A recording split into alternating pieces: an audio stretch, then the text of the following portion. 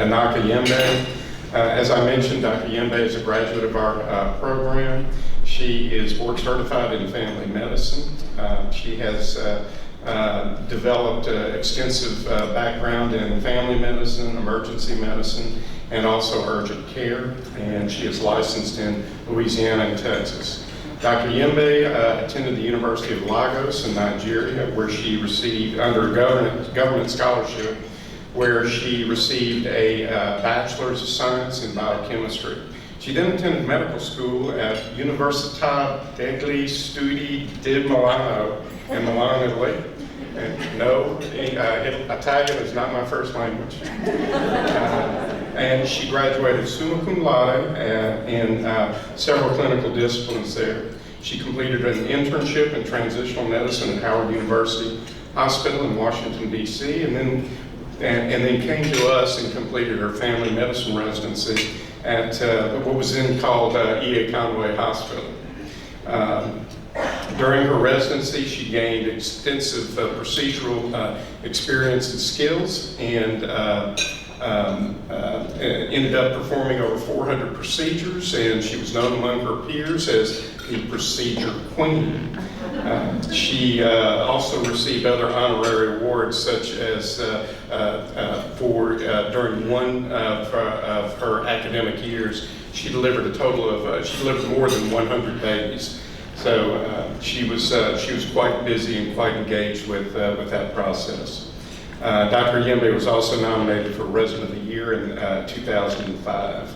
Dr. Yembe also served as upon completion of her residency, she did go into private practice and set up urgent care centers known as American Stat Care, and she opened clinics in North Louisiana as well as in Texas. While she was doing that, she generously gave of her time and became a faculty member and helped teach residents in our residency program as well. She served as the owner and CEO of these urgent care American Stat Cares for approximately 9 years. She left private practice a couple of years ago and now works in Columbia, Louisiana in association with Caldwell Memorial Hospital in Columbia, Louisiana. She also has been working part-time in many small rural emergency departments over the last 14 years. Among her numerous accolades, she's a mother of 2 beautiful young ladies, a philanthropist and educator. She has mastered the art of finding and accomplishing your God-given purpose, irrespective of the multiple challenges life sends your way. She is also a John Maxwell certified speaker, mentor, and coach. She is the author of the Amazon #1 best-selling book, Grow to Success. She is also co-author of 2 other bestsellers, Success Chronicles, and also 20 Beautiful Women, Africa edition. Most recently, she is about to co-author a book that is due to be released, I believe this fall. Is that right? This fall. Due to be released this fall, and she's co-authored this with 12 other immigrant female physicians, and the book peels back the curtain exposing challenges and the lessons of resilience. So we're excited to receive this publication from Dr. Yembe. At this time, it gives me great pleasure to introduce to you Dr. Enaka Yembe.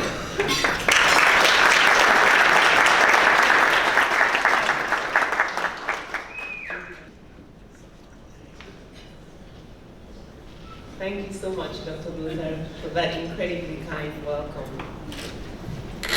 It is indeed humbling for me to be here present in this company of giants. Thank you for inviting me to be your commencement speaker for tonight.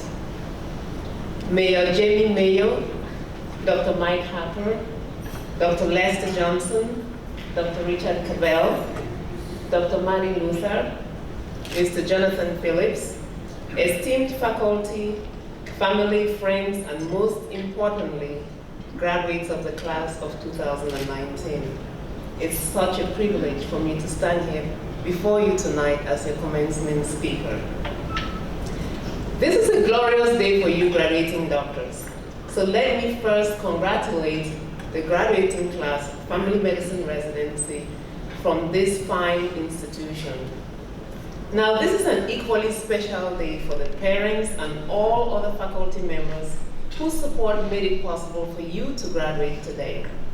And I'll take this opportunity to thank one special parent here with me tonight, and that's my mother, Mrs. Ochsner Yembe. Thank you so much.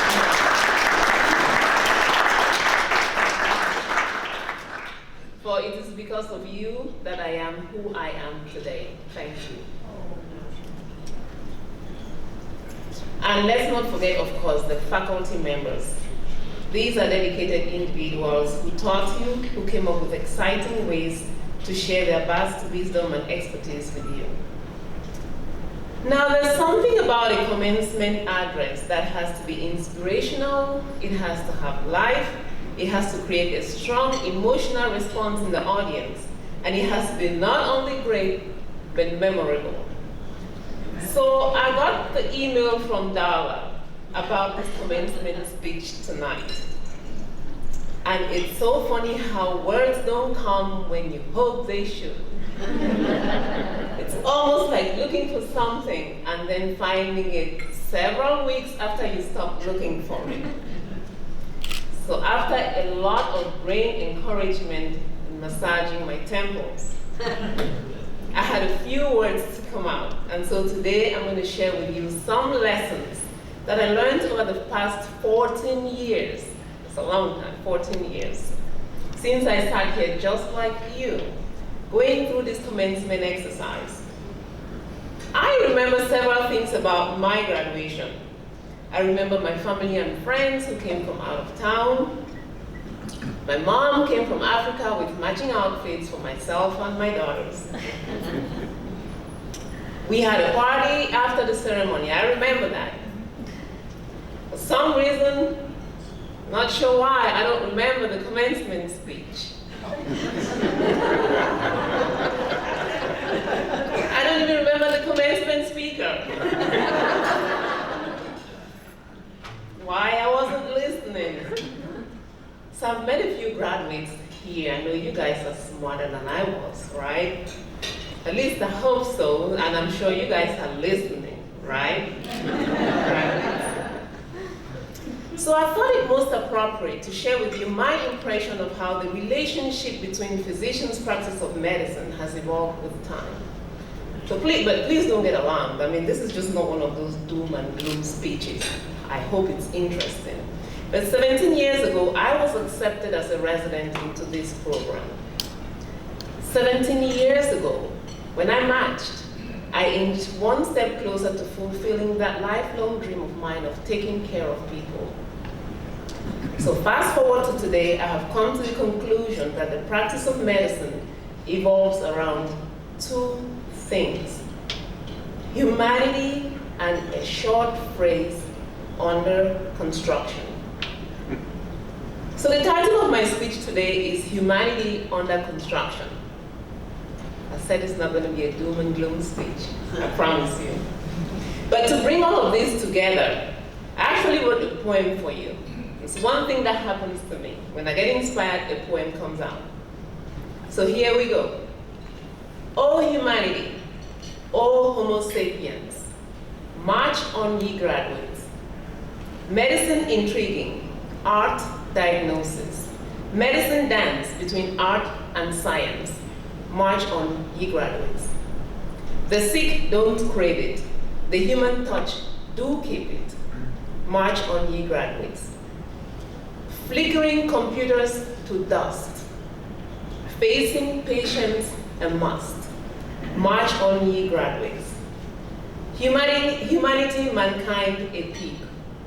Your patient's identity do keep. March on ye graduates. Whatever you do not lose you. March on ye graduates. That's the end of the poem.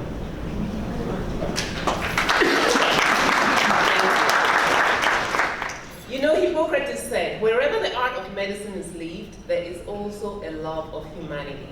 So tonight, I'm going to give you my 7 tips for success as a medical professional. But before I start, I want to say these are my tips. These are my rules. But I think they can apply to you as well. My number 1 tip evolves around the word empathy. So during my medical school training in the Università degli Studi di Milano in Italy, I understood that the word empathy meant you put yourself in the patient's shoes and you try to feel what they feel. So at that time, I felt empathy involves around being moved by another person's experience. But in contrast, a leading group from the Society of General Internal Medicine defines empathy as the act of correctly acknowledging the emotional state of another without experiencing that state oneself. So in other words, empathy means detached concern. So it's taken me 14 years of practicing medicine to redefine the word empathy for myself. I mean, can empathy really mean detached concern? How does it play out in real life scenarios to have this detached concern? I mean, when you find yourself working in the emergency room and you're kneeling down eye to eye, at eye level with a 7-year-old child, victim of child sexual abuse, empathy, detached concern. When you have to give a terminal diagnosis to a young lady who finally succeeded in getting her life together, I mean, how can you have detached concern? Is it possible? When a grandfather begs to watch the code of his estranged son who got fatally injured while visiting him for the first time after their separation, really, can you have detached concern? When all of a sudden your friend shows up as the family member of that John Doe who was extricated from a car crash up the road, and you shockingly realize that's her son. Can you have detached concern? So I found out that this detached concern business is sometimes impossible for us physicians.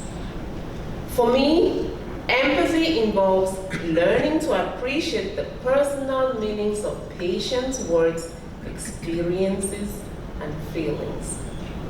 Some studies actually show that physicians who allow their patients to move them enrich their own experience of doctoring. And this brings me to tip number 2. Beyond belief and Christianity.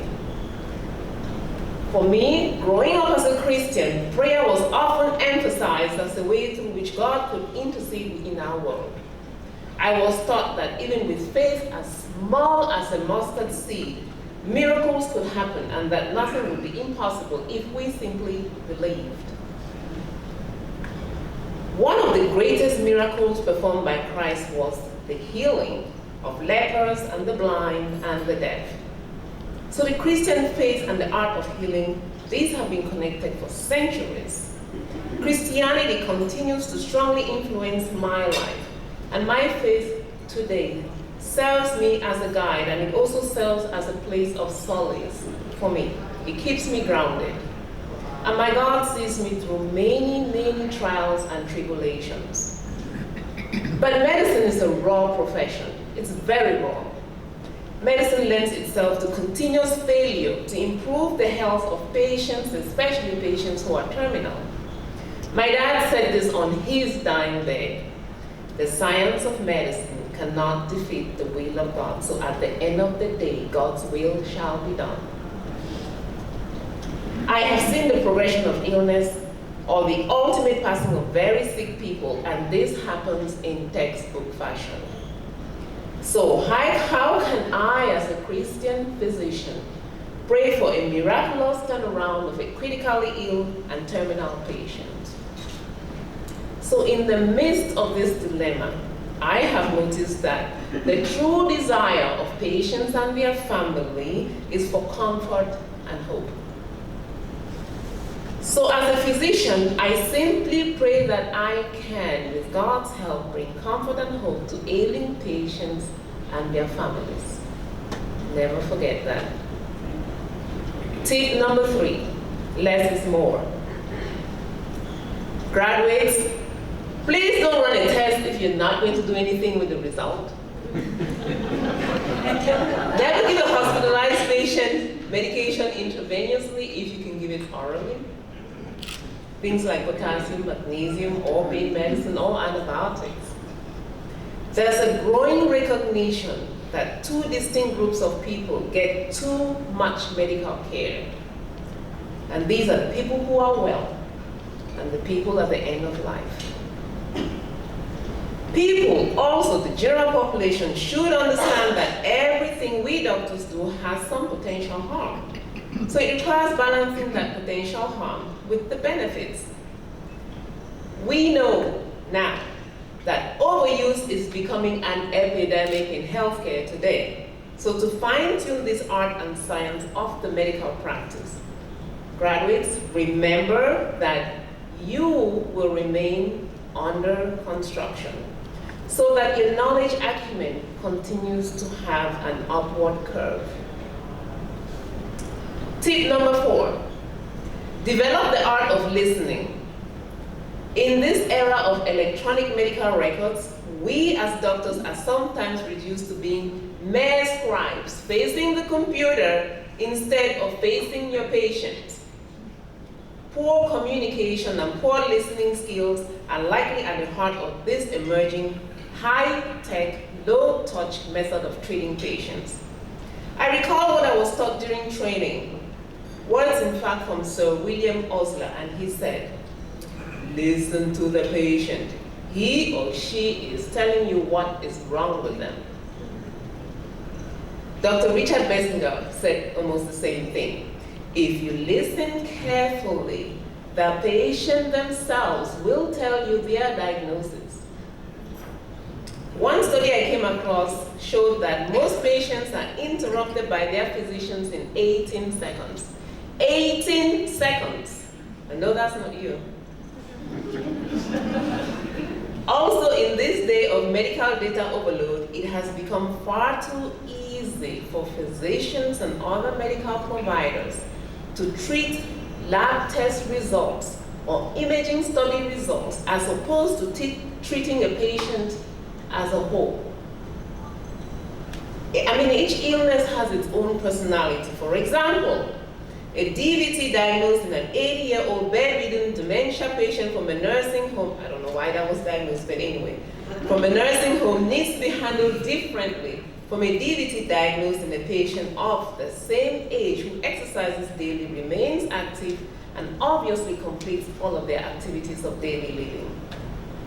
Embracing the art of listening will lead to better treatment decisions, better resource utilization, fewer medical errors, a happier and more engaged patient base, and hopefully a physician who, once again, can enjoy the non-monetary rewards of a career in medicine. This brings me to tip number 5. It's okay to become a child when your parent is terminally ill. Now, this point is very dear to me, so to bring this home, I'm going to read an excerpt from a manuscript of a book which will be released after the one in fall. And this is called Bonya, A Father's Covenant. Chapter, How the Tables Turn. I walked confidently through the familiar doors of the emergency room. I am a graduate from this institution. I spent many hours amid the usual ER hustle and bustle, but this time things were different. This was personal. I was here to check on my dad. I felt no sense of urgency and certainly no sense of panic. I casually picked up his clipboard and looked at his test results. Each word on that CAT scan jumped at me harshly. Multiple nodules, masses scattered throughout the abdomen, nodules seated in several bones in the chest wall, in the clavicle, the skull bone. Conclusion, stage 4 metastatic carcinoma. I felt as if I had been punched in the stomach. Of course, the diagnosis and prognosis hit me like a ton of bricks. My dad was terminal. Not only that, he was not going to live long from what I saw on this CAT scan reports.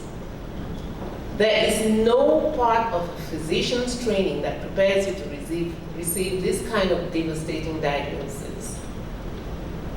Once my dad understood his diagnosis and his prognosis, he signed his own DNR. And I am forever grateful for that. A few weeks after I took him home on hospice, I decided to be just a daughter and not his medical provider. This was the best decision I made, and it allowed me to enjoy the last days of his life as his daughter. So graduates, remember, there will be times when you will need to step back from your medical provider roles, and this is an example of one of them. Tip number 6, work-life balance. Is work-life balance just a hype?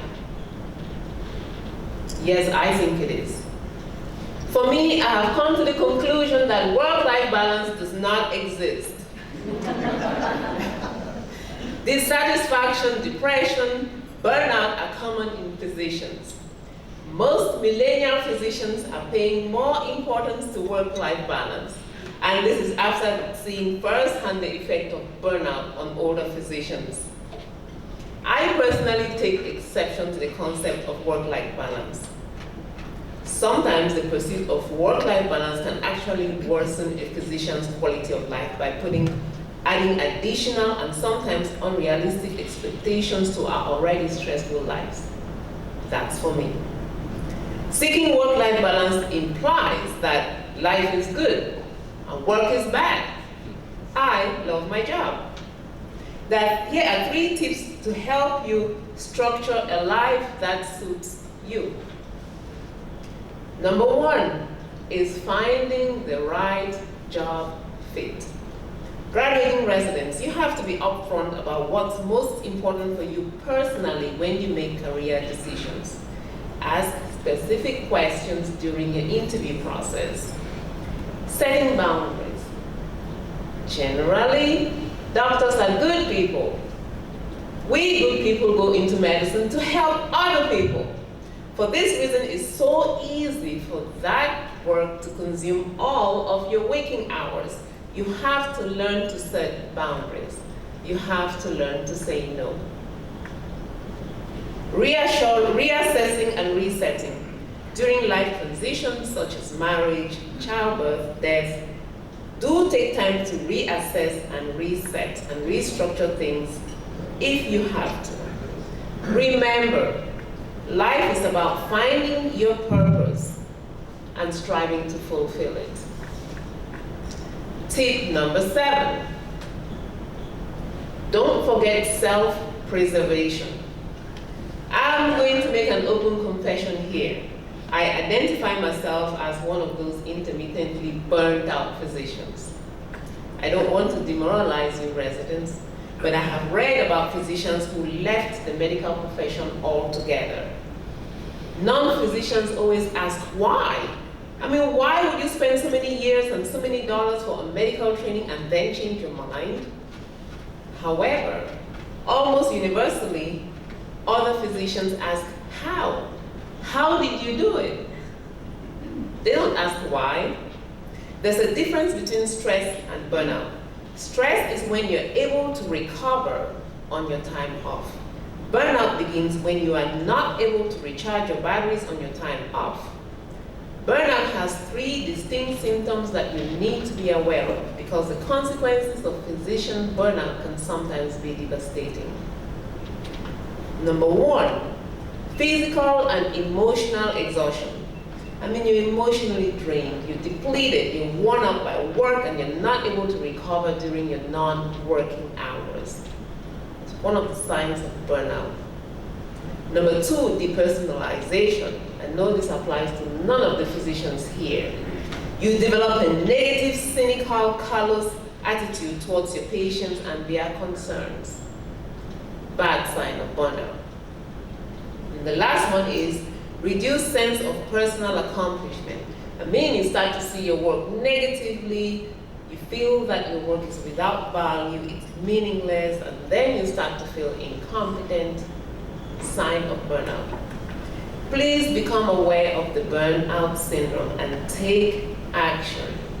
Take action to implement some measures that can counterbalance this effect. There's nothing wrong with seeing a counselor or speaking to another physician, anyone who can help you.